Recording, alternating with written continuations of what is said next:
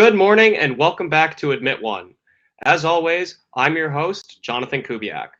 Today's episode will not include a featured university, but will instead go more in depth on today's most important headlines in the world of college admissions, as we prepare to bring you some more insightful interviews in the episodes to come.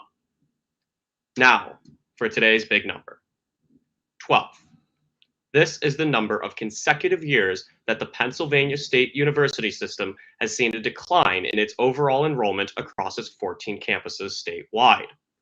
The total system-wide student population now sits at 88,651, according to data released by the Pennsylvania State system yesterday morning.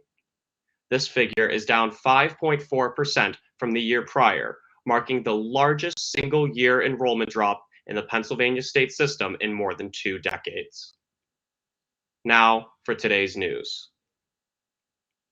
Colleges at the esteemed University of Cambridge in the United Kingdom are facing allegations of exploiting tutors without offering them proper contracts. According to reporting published by The Guardian, nearly half of the tutors working in Cambridge's one-on-one undergraduate sessions, termed, quote, supervisions, end quote, claim that their employment was arranged through, quote, personal contacts and loose email agreements, end quote. Further, from the University and College Union revealed that freelancers and recent graduates who were brought on to tutor undergraduate students were not placed on the university payroll. Instead, they were promised a flat fee of roughly £36 per hour. However, these tutors note that this rate fails to compensate for the extensive preparation that surrounds each individual supervision session. This can entail more than a 3-to-1 ratio of prep time to actual in-person pupil instruction. A spokesperson for Cambridge University commented that these freelance supervisors are self-employed and can, quote, choose which colleges they prefer to work with and how, end quote, before stating that the average pay for each supervision session is, quote, well above the living wage, end quote. We are going to take a quick break and we will return right after this message.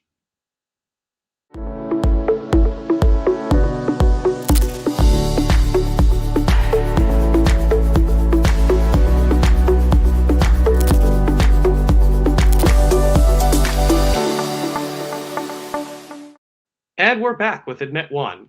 Following the cancellation of his lecture at MIT, geophysicist Dorian Abbott has drawn an audience of thousands to a virtual lecture being held at Princeton University. Abbott was originally scheduled to give a lecture on climate change at the esteemed Massachusetts School on October 21st, but his invitation to speak was rescinded in light of Abbott's controversial stance on diversity, equity, and inclusion initiatives that are present in college admissions decisions.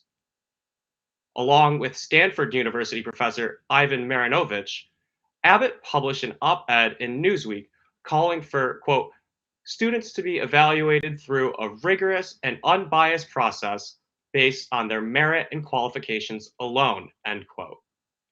The geophysicist's apprehension to current diversity efforts drew outcry from many users on Twitter, driving MIT to cancel his participation in the annual Carlson Lecture, a public event that is put on by the Department of Earth, Atmospheric, and Planetary Sciences. Princeton, meanwhile, has slated Abbott's stand-in lecture for the same date as his original MIT speaking engagement, October 21st. In other trending news, online school has proven to be much more than a pandemic fad. While the notion of college traditionally conveys walks down tree-lined quads, bustling Gothic libraries, and students conversing around coffee shops, more undergraduates are swapping campus for their computers than ever before. Although more than 50% of brick and mortar universities reported an enrollment decline over the period of fall 2016 to the semester fall 2020, online-only schools boasted a growth rate of more than 40% over the same exact period.